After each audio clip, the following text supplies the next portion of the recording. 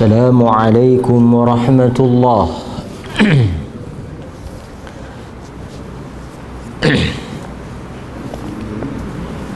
الحمد لله الذي أرسل رسوله بالهدى ودين الحق ليظهره على الدين كله ولو كره المشركون. أشهد أن لا إله إلا الله وحده لا شريك له وأشهد أن محمدا عبده ورسوله. أما بعد. Hadirin mukminin, tuan-tuan muslimin muslimat yang dirahmati oleh Allah Subhanahu wa taala, kita bersyukur kepada Allah kerana dengan izinnya pada malam ini kita sekali lagi diberikan kesempatan dan peluang untuk menyambung balik bacaan hadis kita, yang mana kita sampai pada muka surat 117, hadis yang ke-29. Pada muka surat 117, hadis yang ke-29, hadis Huzaifah ibnul Yaman radhiyallahu an, berkaitan dengan hukum memakai sutra tulin ataupun sutra penuh dan emas bagi lelaki.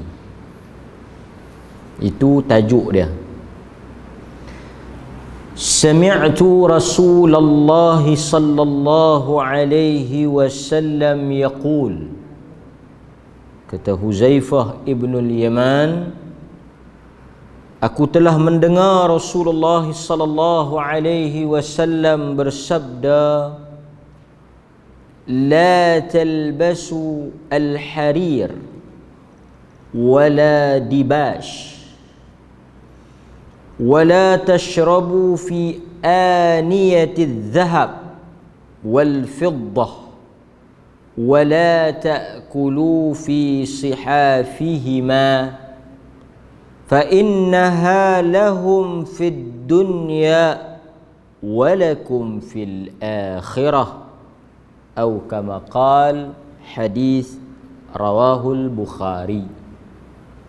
Terjemahan hadis atau maksud hadis: aku telah mendengar Rasulullah sallallahu alaihi wasallam bersabda, la talbasu, janganlah kamu memakai, perkataan libas, pakaian, janganlah kamu memakai al-harir wala dibash, janganlah kamu memakai sutra kasar. Al-harir ni pun sutra, dibash pun sutra.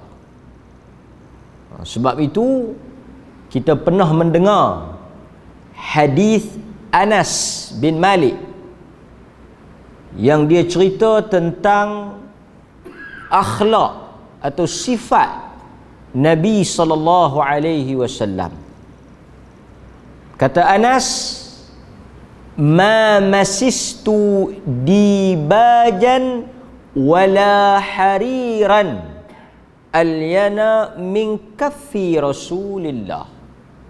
Perkataan yang digunakan oleh Anas tu dibaj dengan harir, sutra.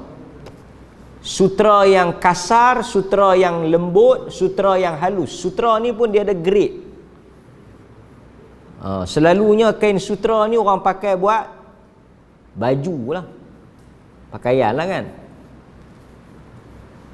Orang lelaki Lalu pakaian yang ada sutera ni batik.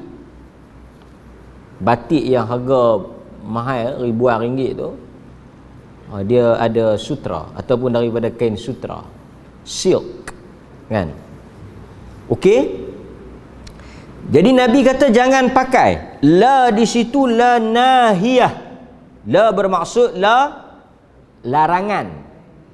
Sebab dia ada la nafiyah, la yang kata tak. Dia tidak membawa kepada larangan, tapi yang ni la larangan. La nahiyah. Di dalam kaedah hukum usulul fiqh, dalam kaedah usulul fiqh, dalam kaedah kita istimbat hukum ni, kalaulah perkara itu berbentuk larangan, maksudnya Quran larang atau hadis larang, asal ini benda yang kita kena jadikan dia sebagai formula ataupun sebagai perkara asal kepada larangan, hukumnya haram. Tuan-tuan ingat macam tu, senang. Asal kepada larangan, dia akan membawa kepada hukum haram. Bawah sikit pada haram, makruh lah. Tapi asal kalau dia larang, kalau Quran larang, kalau Nabi larang, larangan dia pegang kepada asal, hukum dia haram. Kecuali kita akan jumpa atau ada di sana yang tukar daripada haram pergi jadi makruh. Tapi kalau kita baca macam ni, kalau kita baca la talbasu, jangan, artinya kita faham kata jangan di situ maksud asal dia haram. Siapa pakai berdosa. Tu dia. Okey, jangan pakai. Dia macam tu juga. Kalau asal kepada larangan bermaksud haram, asal kepada suruhan bermaksud, kalau Nabi suruh, Quran suruh, asalnya apa? Wajib. Kalau Nabi suruh, kalau dia perintah, asal kepada perintah, suruhan, asalnya adalah benda tu wajib kita buat. Yang ni wajib buat ke wajib tinggal? Wajib tinggal, sebab dia berbentuk larangan. Itu cara kita nak mengeluarkan hukum, dia panggil. Okey. Jangan pakai. Jangan pakailah. Jangan pakai sutera yang halus, yang lembut, yang kasar. Kan? Sutera tak boleh pakai. Dan wala tashrabu fi aniyatiz zahab, dan jangan kamu minum daripada aniyah. Aniyah ni bekas gelas, cawan, kan? Yang diperbuat daripada zahab. Zahab emas. Fiddah silver. Emas gold. Fiddah perak. Jadi jangan pakai pakaian yang diperbuat daripada sutera, jangan minum daripada bekas yang diperbuat daripada emas. Gelas emas, cawan emas, pinggan emas, mangkuk emas. Sekejap lagi kita akan jumpa perbincangan di kalangan para fuqaha tentang isu singki emas. Singki emas, kepala paip emas. Biasa pi rumah kawan kita ke siapa-siapa ke, pi masuk kepala paip dia emas. Bukan yang color emas tu, yang memang pure emas, kepala emas. Kalau tuan-tuan tengok cerita-cerita dulu ke, ataupun sebahagian pihak ke, dia nak lambang kepada kemegahan itu, takabbur, sombong itu, lambang kepada megah itu, dia buat Emas tu dia buat mangkuk jamban. Dia buat kepala paik je. Kan? Ini sekali kita akan bincang kenapa agama tak benar kan. Dia tak ada kaitan lah. Sehari dua ni ada orang kata tak boleh pakai emas kerana dia melemahkan syahwat. Saya tak tahulah kan, tapi kita nak tengok pandangan ulama. Kenapa agama tak benar kan? Okey. Dia kata jangan kita minum atau jangan kita guna bekas daripada emas dan perak. Wala ta'kulu, dan jangan kamu makan. Tadi minum. Jangan, kalau minuman dia panggil aniyah, bekas minuman tu, bejana tu dia panggil aniyah. Dan jangan kamu makan daripada fi sihafihima, daripada pinggan yang diperbuat daripada emas. Termasuklah mil'aqah, termasuklah camca ke, sudu ke, garpu ke, fork, apa lagi. Semua tu tak boleh lah. Jak ke apa ke, semua tu tak boleh. Kemudian Nabi sebut fa innaha lahum, kerana sutra emas itu untuk orang kafir di dunia, walakum, dan untuk kamu orang beriman ni sabar, kerana semua yang diharamkan di dunia akan dihalalkan di akhirat. Pasal di akhirat esok dalam syurga, ini juga saya nak ulang sebut pada tuan-tuan, di dalam syurga sudah tidak ada hukum halal haram. Dalam syurga dah tak ada ibadah, dah tak ada, dia panggil hukum taklifi, nak kena semayang, nak kena tutup aurat, nak kena puasa, tak boleh riba, tak boleh berjudi, tak boleh arak apa semua, kahwin takat 4 orang apa semua. Itu hukum-hukum ahkam tu hanya berkuat kuasa di dunia. Adapun di syurga, walakum ma tashtahi, Quran sebut.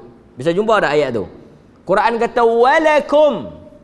Kalau kita baca dalam hadis, banyak sahabat-sahabat mai tanya dekat Nabi, bolehkah naik kuda dalam syurga?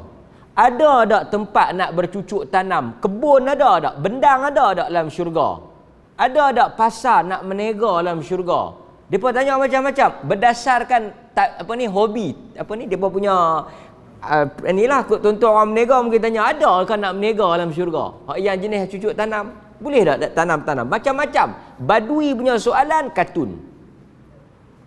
Tapi Nabi oleh kerana faham akal dia macam tu, kan, Nabi layan lah. Nabi kata ada.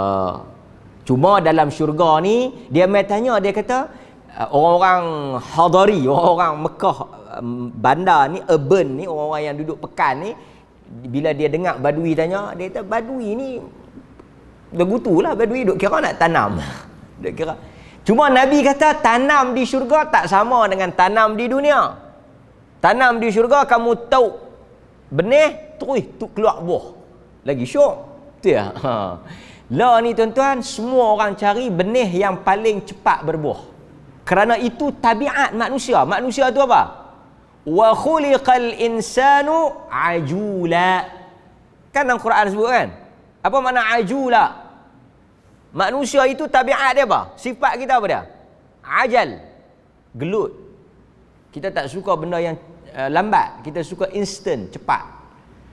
Jadi Quran kata dalam syurga, orang yang suka tanam, dia nak teringat nak tanam. Orang yang suka menikah duk kira nak nikah. Dia Quran kata walakum ma tashtahi, untuk kamu apa yang dalam Quran sebut, untuk kamu apa yang syahwat kamu teringin, semua boleh. Quran tak akan kata tak boleh punya. Allah tak akan kata tak boleh untuk ahli syurga. Apa yang ahli syurga minta, semua boleh. Cuma dunia ni, inna khalaqnal insan min nutfatin amsyajin nabtalih, Quran kata faja'alnahu sami'an basira.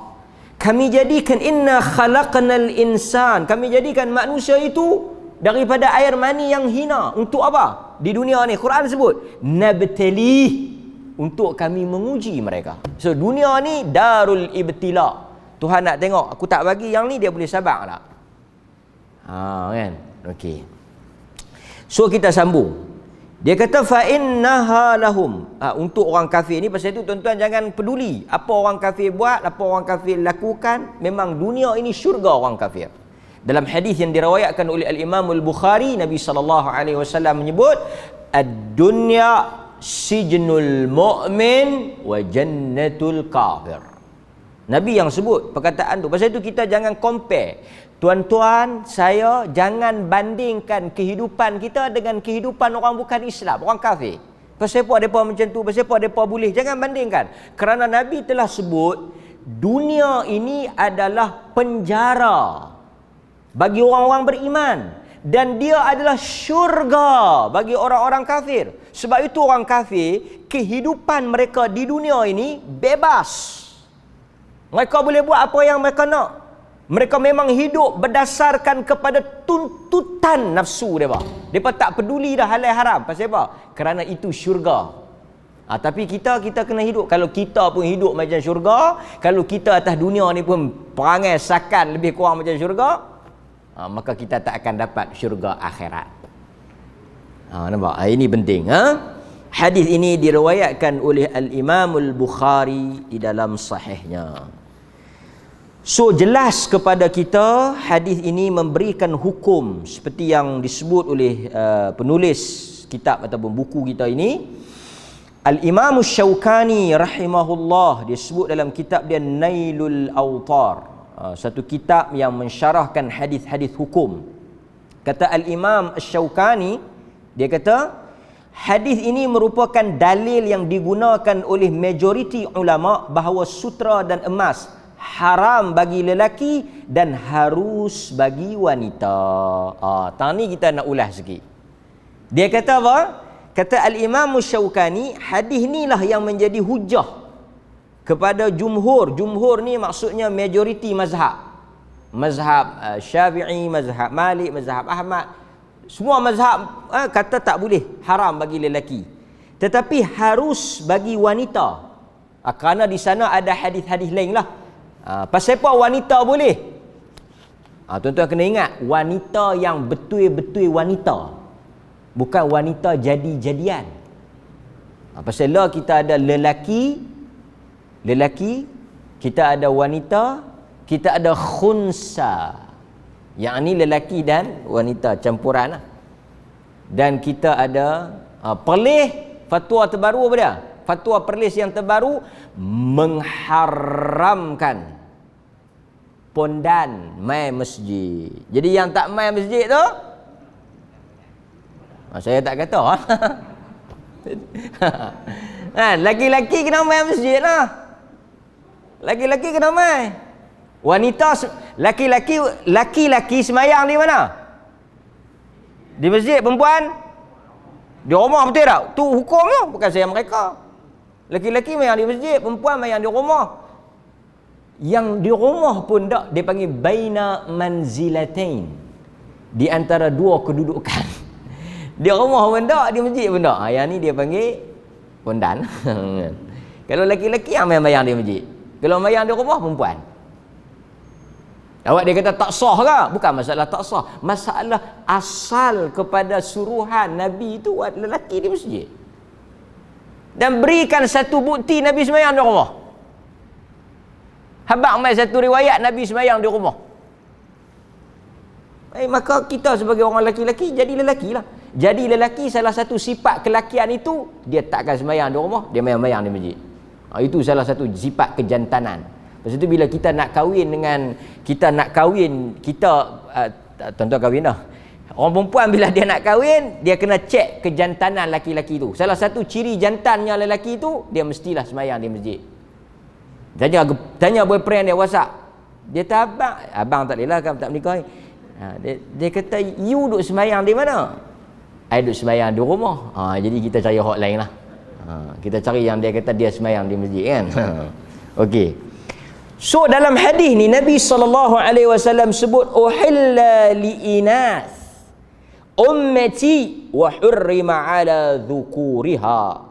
Dihalalkan bagi umatku emas tu untuk perempuan, liinath, wanita muannath. Wanita boleh. Wa hurrima ala dhukuriha, dan diharamkan ke atas dhukur, lelaki daripada umat ni. Hadis yang diriwayatkan oleh Imam Ahmad. Dan banyak lagi kalau kita tengok hadis-hadis lain yang dijadikan dalil tak bolehnya kepada lelaki, bolehnya kepada wanita. Okey. Sebab apa agak-agak tuan-tuan boleh pada lelaki, tak boleh pada perempuan ni, tak boleh pada lelaki, kan? Okey. Di antaranya, okey, disebut oleh para ulama, salah satu daripada sifat agama kita ni, Islam ni, yang ni penting dalam keadaan situasi sekarang ni, macam-macam yang kita tengok dalam masyarakat kita. Tuan-tuan kena ingat, salah satu daripada tabiat agama, bila kita kata agama kita ni, benda yang Tuhan tekankan, yang Tuhan suruh, dia bezakan lelaki dengan wanita. Dia tak benarkan ada sifat tasyabuh, yakni lelaki menyerupai, menyamai wanita, tak boleh dalam agama. Di atas apa alasan pun tak boleh. Sebab itu Nabi kata la'anallah al-musyabbihat birrijal. Allah Ta'ala melaknat wanita-wanita yang menyerupai lelaki. Tak boleh, laknat. Pasal itu dia termasuk dalam dosa besar. Laki-laki bila jadi perempuan ni dosa besar, bukan dosa kecil, dosa besar. Jadi agama suruh lelaki melakukan sesuatu yang berlawanan dengan perempuan dalam setiap aspek. Dalam setiap bab, lelaki tak boleh sama dengan perempuan. Dari sudut cakap, orang lelaki tak boleh cakap macam orang perempuan. Orang perempuan cakap macam mana? Tok Bilal pandai. Itu dia contoh. Tapi Tok Bilal yang buat itu pula. Sekali duk pergi bang dia pakai tak air. Awak pergi di Tok Bandar, Bilal perempuan pula ni. Habis dah kot Bilal lelaki-lelaki. Nak abang tak boleh, dari sudut sifat, dari sudut berjalan, dari sudut, termasuklah salah satu benda yang agama tak benarkan menyerupai ni apa? Perhiasan, pakaian, tak boleh sama. Jadi kalau orang lelaki-lelaki pakai kain pelikat, orang perempuan tak boleh pakai. Jadi emas adalah pakaian wanita, emas adalah perhiasan wanita. Emas adalah lambang kewanitaan. Wanita lambang dia emas, perhiasan tu. Dia suka pada perhiasan, kecantikan, kelembutan, keayuan. Semua tu duk kat siapa? Duk kat bini kita. Duk kat bini kita. So sebab itu anak dia kena boleh beza antara mak dengan pak. Anak tuan-tuan, Jangan tuan-tuan, dia dengar suara dia tahu, ni suara baba, ni suara bapa. Jangan dia kata, ni suara umi ke? Ada, dia kena jadi jantan, rijal. Kan? Dan kita pergi di rumah dia, kita dengar, suara bini kuesakan, suara lelaki embut. Pi kakak. Siapa dia tu? Tu apa ni ayah. Suruh ayah tukar sound. Bass tu bagi kuat sikit. Jalan pun macam tu, kan? Kadang-kadang pergi pasar raya, bukan tak boleh, tapi elokkan lah. Dia duduk pergi pegang beg dik bini dia. Dia duduk pergi kelek beg dik bini dia. Tak elok kan? Tak boleh macam tu. Pakaian pun tak boleh. Hujan, dia malam ni jubah, tak pakai jubah pergi maghrib. Jubah tak ada kering ni, hujan ni. Jubah hang tak ada. Dia tanya bini dia, jubah dia tak ada? Bini dia kata, jubah cik banyak. Jubah tutup aurat juga, hampir sedekah meh. Dia meh masjid pakai jubah bunga-bunga, jubah abaya. Dia pakai abaya jenis kembang, umbrella dia panggil. Umbrella. Meh tu imam kata, "What ni? Pasal apa? Covid ke apa?" Dia kata, tak boleh." Maka sebab itu lelaki dia tak boleh pakai emas. Bila dia pakai emas, dia tak nampak jantan. Dia tak nampak kelakian. Dia tak nampak kegerunan. Dia akan nampak kewanitaan. Maka agama tak benarkan. Itu salah satu reason, alasan kenapa agama tak benarkan. Itu apa yang disebut oleh para ulama seperti yang dinukilkan di dalam tulisan kita, insya-Allah. Kemudian tuan-tuan, Nabi juga pernah menegur di kalangan sahabat seperti Ali bin Abi Talib, yang mana Ali bin Abi Talib, sutra pun sama. Sutra ni pakaian wanita. Sutra pakaian wanita kan. Kain sutra ni kain halus, kain lembut. Kain yang memang orang tengok sesuai. Memang sutra untuk orang perempuan boleh tak boleh? Boleh. Emas untuk orang perempuan boleh, sutra untuk orang perempuan boleh, untuk orang lelaki tak boleh. Nak beza, nak tafriq, nak beza lelaki-lelaki dengan perempuan. Jadi dalam soal urusan kita pun kita kena macam tu. Tengok jam, ada jam lelaki, ada jam perempuan. Tengok, ada dompet lelaki, dompet perempuan. Color, ada color lelaki, color perempuan. Kita mesti yang mana terkenal sebagai lambang kewanitaan, jangan. Kan? Dia ni lelaki ustaz, tapi dia ada sifat kewanitaan. Tak ada lelaki sifat kewanitaan. Nampak? Okey. Sayyidina Ali bin Abi Talib radhiyallahu an, pernah dia kata satu hari Nabi memberikan pakaian daripada sutra yang bergaris. Aku memakainya. Ketika Nabi melihat aku memakainya, nampak di wajah baginda suatu gambaran baginda marah dan tidak suka dengan pakaian yang aku pakai itu. Maka aku memberikan pakaian itu kepada wanita. Ini pada isteri dia, pada anak-anak dia. Dia tak pakailah. Ini juga tak boleh. Okey? Kemudian kita tengok sikit apa yang disebut oleh pengarang kitab kita. Hal ini kerana Nabi SAW menyebut dengan jelas tentang pengharaman pemakaian sutra asli dan emas bagi lelaki dalam apa jua bentuk sekalipun. Okey. Kita tengok pada perkataan sutra asli. Kenapa dia sebut sutra asli? Pure silk, original, yang maknanya 100% dia punya bahan tu sutra. Sutra ni mai daripada mana tuan-tuan? Daripada ulat sutra kan? Ulat bulu.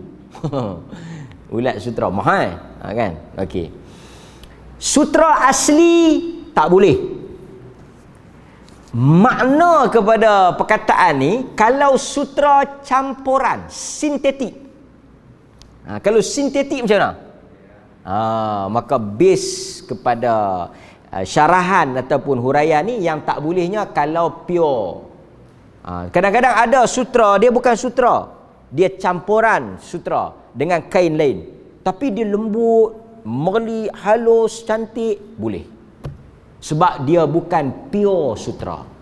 Sebahagian ulama dia kata tidaklah boleh sutra itu mengatasi campuran kain lain. Jadi macam mana nak ukur? Yang ni payahlah. Artinya dia punya hak dia tu kita tanya, sutra punya mana? Sutra ada lakut sikit, yang banyaknya kain biasa, halal. Atau sutra tiruan, sutra campuran, itu tak apa. Sebab dia punya kaedah dia, bila bercampur halal dengan haram, yang haram akan mengatasi yang halal. Okey, jadi kalau tuan-tuan orang bagi sutra, dia kata yang ni macam sutra, kan? Yang ni tak apa. Tapi kalau sutra betul, tak boleh. Okey.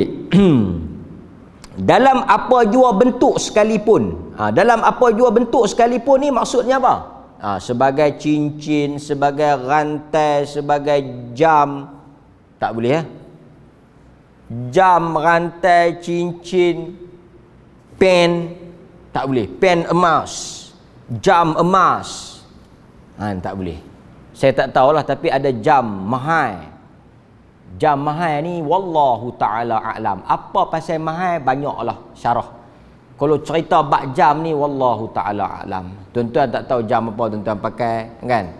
Macam baru ni ada orang kata jam Rolex, tapi sebenarnya bukan Rolex. Tambah macam tuan-tuan duk pakai, saya duk pakai bukan Rolex betul pun. Rolex pasal malam. Dulu token-token derian duk pakai, kita kata sesakan. Dia derian pakai Rolex. Kan? Saya dipahamkan. Saya tanyalah orang yang pakai jam mahal-mahal duk bersembang. Dia berkata kemungkinan dia punya mahal sebab enjin dia bagus. Kan, tak apalah. Tapi ada juga yang sebahagian orang sebut jam dia jadi mahal ni kerana di dalam jam itu ada emas. Ada diamond. Ada diamond tuan-tuan. Ada diamond ni. Ada lah pasal-pasal dia. Wallahu alam. Jam ni boleh pi ratusan ribu, jangan main-main. Saya nak sebut pun takut silap malu kat orang. Hablot. Panarai apa bala. Kan? T-shirt. Ini semua jam mahal-mahal. Kalau jam itu ada emas, tak boleh pakai. Tak boleh pakai kan. Okey. Termasuk juga pedang ke apa ke yang ada emas, wallahu taala a'lam, tidak boleh dipakai. Juga digunakan sebagai pinggan mangkuk juga tak boleh. Tak boleh. Apa-apa yang berbentuk yang kita gunakan tak boleh. Sebab apa? Ini ada disebut. Kenapa? Okey. Di antara larangan yang mengatakan tak bolehnya kita memakai emas ini kerana disebut oleh para ulama, ia sebagai satu bentuk penghinaan kepada orang-orang miskin, merendah dan menghina mereka, serta melukakan hati mereka, serta melambangkan kemegahan dan sombong. Jadi pasal apa agama tak benarkan kita pakai emas untuk guna pakai gelas kita, sudu kita. Kan? Setengah orang dia, yang pertama benda tu sombong. Lambang kesombongan. Kan? Lambang kesombongan.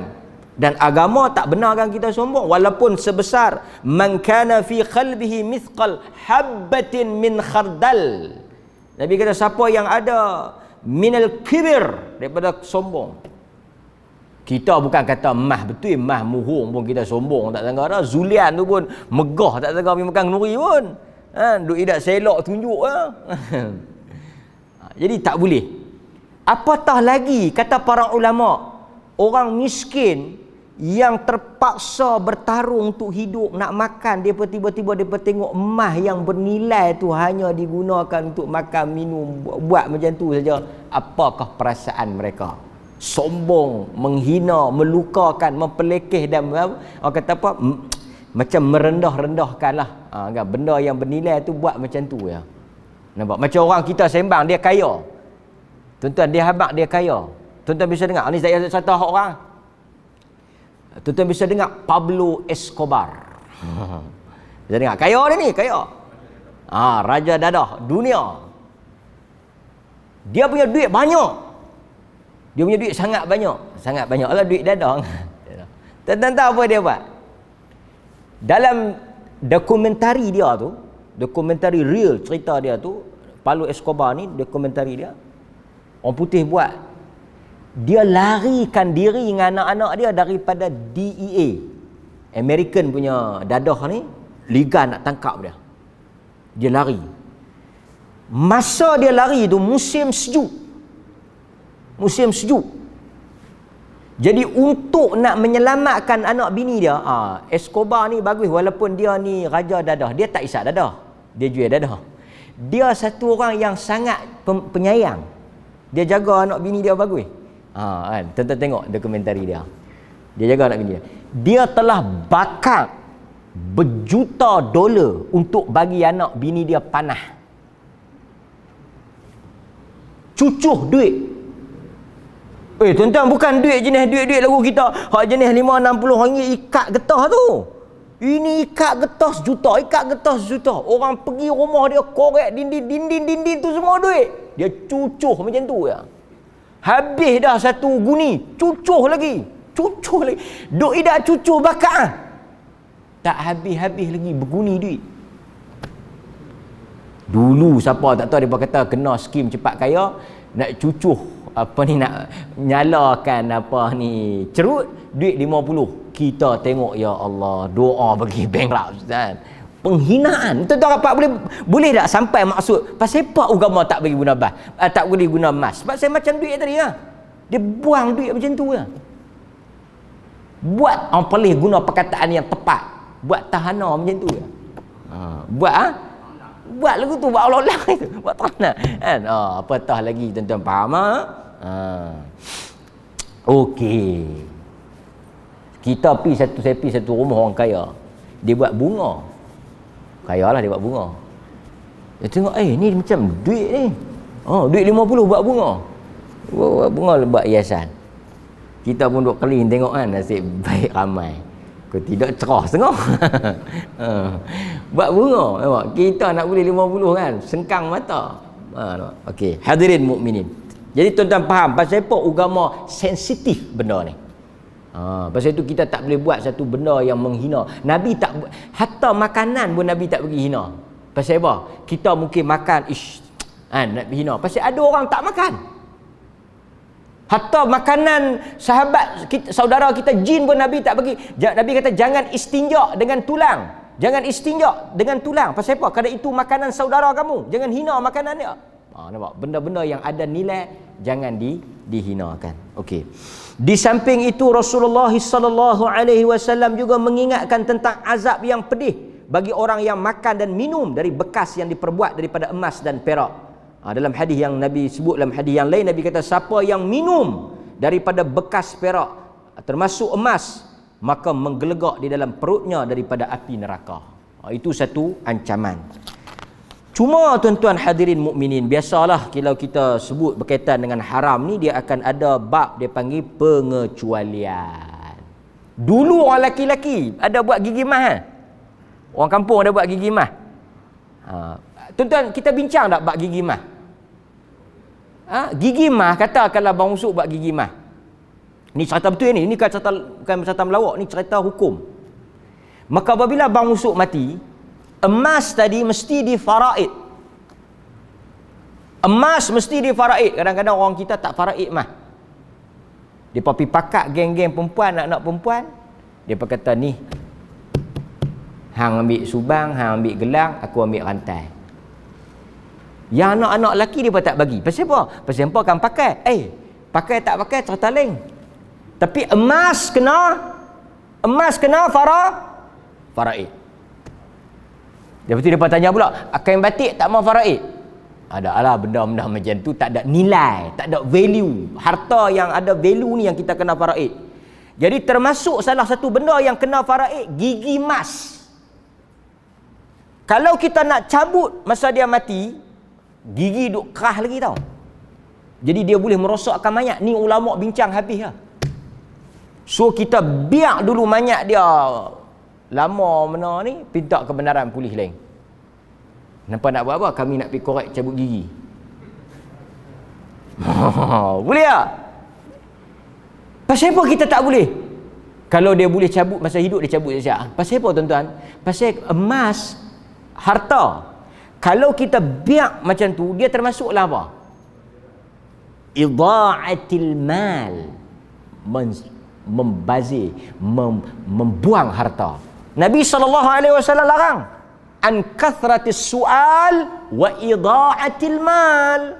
Nabi larang banyak bertanya benda-benda yang merepek dan juga mensia-siakan harta. Harta buat main, buat buang macam tu je tak guna, termasuk dalam benda yang Nabi larang. So depa boleh pergi korek, dah boleh pergi cabut dan paraid pergi jual. Yang main-main lah mahal. Tengok-tengok dia buat gigi apa? Gaham buat emas. Berapa puntung?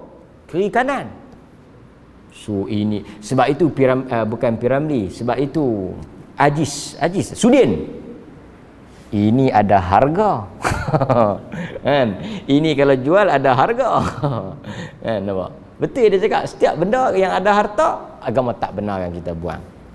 Okey, cuma saya nak cerita ni, ada satu hadis yang diriwayatkan oleh Imam Abu Dawud daripada Arfajah, yang mana cerita dia, datuk dia Arfajah bin As'ad terpotong hidung dia di dalam satu peperangan.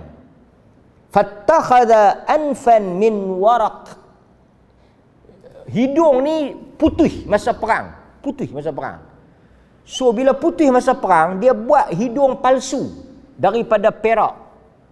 Daripada perak besi. Masalahnya hidung tu berbau busuk.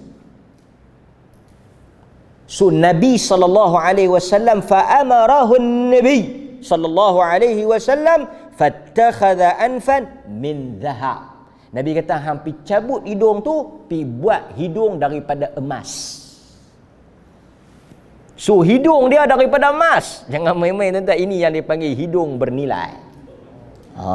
Hidung emas. Sekarang teknologi macam-macam lah pasal tu tuan-tuan tengok besi yang tuan-tuan buat masuk dalam kaki pun macam-macam jenis besi tau. Bukan satu besi je. Nampak? Okey? Maka dalam hal ini boleh kalau tuan-tuan tanya di dalam hal yang berhubung dengan apa? Darurah ataupun hajat. Tetapi mestilah tidak ada choice, pilihan yang lain.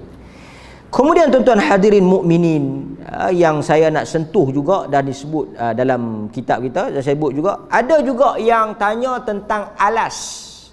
Kalau dia buat sejadah daripada sutera ataupun cadar, selimut daripada sutera, termasuk juga perkara yang dilarang lah.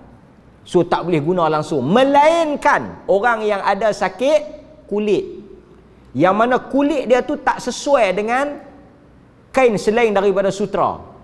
Doktor kata kain yang boleh pakai, mungkin dia eczema ke apa ke, penyakit kulit yang kritikal lah. Kalau dia pakai kain biasa mungkin jadi teruk apa semua, maka bolehlah dia guna kain yang diperbuat daripada sutera untuk tujuan darurah. Kerana dalam kaedah fiqh, ad-darurah tubihu al-mahdhurah. Darurat membolehkan apa yang dilarang, yang asalnya itu kaedah yang disebut dalam fiqh. Wallahu taala a'lam. Jadi oleh kerana SOP mengatakan kita kena berhenti ketika azan, saya tangguh kelas kita pada malam ini di situ. Mudah-mudahan Allah Subhanahu wa taala merahmati saya dan tuan-tuan dan melindungi kita semua daripada melanggar titah perintah Allah Azza wa Jal. Aqulu ma sami'tum astaghfirullahal azim li wa lakum. Assalamualaikum warahmatullahi